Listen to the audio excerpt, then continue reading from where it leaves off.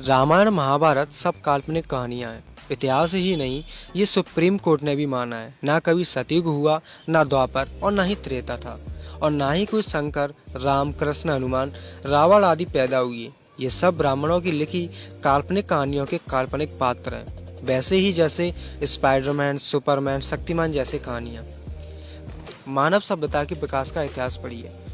मानव कब कब जंगलों में शिकार करके कच्चा मांस खाकर जीवित रहा, कब आग का आविष्कार करके मांस भूनकर खाने लगा, कब से खेती करने लगा, कब पत्तों से तन ढकना शुरू किया, और कब कपड़े का आविष्कार हुआ, कब लोहा, तांबा, पीतल, सोना, चांदी आदि धातुओं का आविष्कार हुआ, और कब मानव ने लिखना पढ़ना शुरू किया, और कब कागज का आविष्कार हुआ। सब कुछ पूरे विश्व के इतिहास में दर्ज है, और ये सब कुछ 1000 साल पहले का इतिहास है, जो पुरातात्विक सबूतों का अध्ययन करके लिखा गया है। ये सत्य है या ब्राह्मणों के लिखे निराधार कपोल कल्पित सतयुग, द्वापर, त्रेता की लाखों साल पहले की कहानियां, जिन्हें भी इतिहास मानते हैं। तर्कशील बनिए और बच्चों को भी तर्कशील बनाइए। जब से लोहे का आविष्कार हुआ है, यानी कि लगभग 3500 साल के ज्ञात इतिहास में, कोई राम या कृष्ण अवतार नहीं हुआ, और उससे पहले हो भी नहीं सकता, क्योंकि हर ग्रंथ में तलवार, फरसा आदि लोहे के बने हथियारों का वर्णन है। सवाल तो ये है कि लाखों साल पहले तलवार, त्रिशूल, फरसा आदि हथियार बनाने के लिए लोहा कहाँ से आया होगा।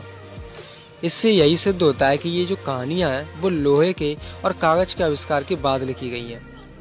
आस्था, श्रद्धा तर्कशीलता का मार्ग अवरुद्ध कर देती है और मनुष्य को भक्त बना देती है, जिससे धर्म का धंधा करने वाले मुफ्तखोरों को उनका हर प्रकार का शोषण करने का अवसर मिल जाता है, और शोषकों का विकास और शोषितों का सत्यानाश हो जाता है। जिन काल्पनिक कहानियों को आप धर्म समझ रहे हो, वो कुछ नहीं, बस ब्राह्मण वर्चस्ववादी सामाजिक व्यवस्था का महिमा मंडल है, जिसमें शूद्रों यानी कि SC ST OBC को शिक्षा, संपत्ति, शस्त्र, सम्मान का कोई अधिकार ही नहीं है, और महिलाओं को तो मृत पति की चिता पर रखकर जिंदा जला दिया जाता था, जिसे अंग्रेजों ने कानून बनाकर प्रतिबंधित करना पड़ा। कोई ईश्वर, देवी देवता न शूद्रों को शिक्षा, संपत्ति, शस्त्र, सम्मान दिलाने के लिए आया, और न ही किसी को उन लाखों महिलाओं की चीख पुकार सुनाई पड़ी जो पति के शव के साथ जिंदा जला दी गई।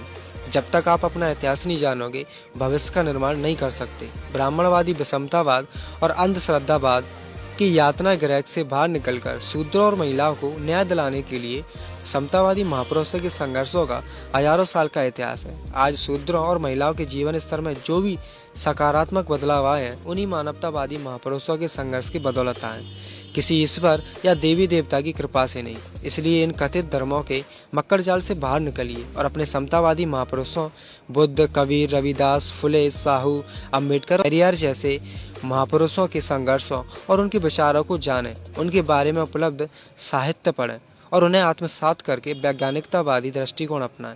जागें और जगाएं, और समाज और देश का कल्याण इसी मार्ग पर चलकर होगा, भजन, कीर्तन, पूजा पाठ करने से नहीं।